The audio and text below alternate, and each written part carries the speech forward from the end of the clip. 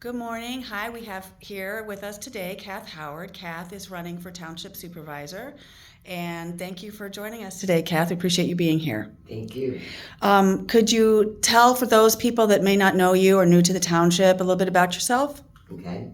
Well, as you said, my name is Cath Howard. I've lived in the township for 22 years. I'm a retired social worker. I've been a social worker since the 1970s. I worked in a variety of organizations, and I specialized in substance abuse, mental health, and working with trauma from sexualized violence. I was a township trustee from 2012 to 2020. During that time, I was also the township's FOIA coordinator, and I was the board liaison from 2014 to 2020 to the urban county. And I was on the planning commission. I was the board liaison to the planning commission from 2016 to 2020. I also I'm retired. But I currently serve on the Washtenaw County Community Action Board, and I've been a member of the county's critical incident team since 2011. Awesome. Great. Our first question is, why are you running for this position? Well, why am I running for this position? Well, as I said, I served on the board from 2012 to 2020. And during that time, there were a lot of things that I observed as a trustee. With my first term, we went through a time where we were going through, we had hired a new utilities operator, and in less than a year, we terminated them in a breach of contract, which it was a majority vote, but not a unanimous vote. Three of us were opposed to that because, for various reasons, we were opposed to it. One of them was the termination was definitely it was done in a way that breached the contract, and it cost the township $353,000 in legal fees and settlement. And I thought that was not a prudent decision. Also at that time, the majority board, against the advice of some of us, approved hiring a teenager, the grandson of another board member, to be the deputy treasurer, and there was significant theft in the township. Rather than look into it, allegations were made, very public allegations were made against another board member. It was in the media. Later, after a state police investigation and 400 pages of police reports, it was proven that that board member had nothing to do with the theft, and it was this young man who had been involved, and nothing was ever retracted. I've seen other things in my rest of my term, in my second term, where things were not dealt with. In 2019, I thought I probably could bring something better. Mm-hmm. And that's actually what made me decide to run. Before that, I never thought of running for supervisor, but I felt like the township deserved better. And we have a history. We have decades of histories of things not going well. Thank you. What would you like, if you were elected, what would you like to accomplish during your term, knowing that things can change, priorities can change, things can come up, but what would you like to see worked on or brought into the township? Oh, there's a number of things that I would like to see brought into the township. I really believe in transparency and communication and working cooperatively. I mean, I've been a social worker for over 40 years, so that's a big deal to me. First of all, our water and sewer system, things need to be dealt with. I don't think that's been handled well. I think the efforts are being made to make those improvements, but I think the communication with the community has not been as good as it could be, and I think that could be much improved upon. I think people are mistrusting how things are done, and I think that's definitely because of a lack of communication, and I think that could have been handled much more openly. Um, I think I personally think that the board can do more to reach out to the community, to inform them about things. You know, the train of thought sometimes is people don't come until they get upset.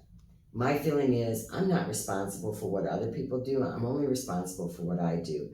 What I do is I can bring as much to people, present people with as much information as possible. If they don't listen to it or they don't read it, that I can't do anything about that. But I can control the fact that I try to reach out. I also think we need a lot more resident input on stuff. The idea that 7 board members or 3 officers make decisions about, well, this will be the drainage projects we work on, or this will be the roads that we're going to pave. I think we should have resident committees with residents representing different portions of the township coming and advising either the board or the supervisor or officers to have those discussions, not only to make the decisions, but also for them to get a chance to see what it's like to try and juggle which portions of things get worked on. Also, we need to do something about the fact that there are people in the township who have no water at all. Their wells do not work. They do not have drinkable water. And when we've known it, and we have ignored it. And supervisors have known about it and ignored it. Okay, thank you. What do you want for the future of Augusta Township in terms of growth? Growth is going to come. Growth has been coming since the day the township was incorporated. I think what we have to do is be very clear about what we want and don't want. And we have to be very thoughtful. The idea of limiting how we set up ordinances and how we plan is not going to prevent growth from happening. What we have to do is be very careful about what it is we want and structure that. We think about what it is we've had and what do we love about that? What do we have now? What do we love about that? What might be coming or be proposed, and what do we think we would never love, and what might we? And we plan today so that we only get what we, or at least ensure that we get most of what we want and don't get most of what we don't want. I don't want to see more large subdivisions. I don't think that we should have more manufactured home parks. I think single family housing is better. We have talked for years, actually a couple of decades, about something for senior living for people who are aging out of their housing and don't have any family to support them.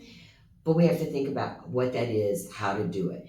The other thing is that I think we need to keep our villages, keep them with charm.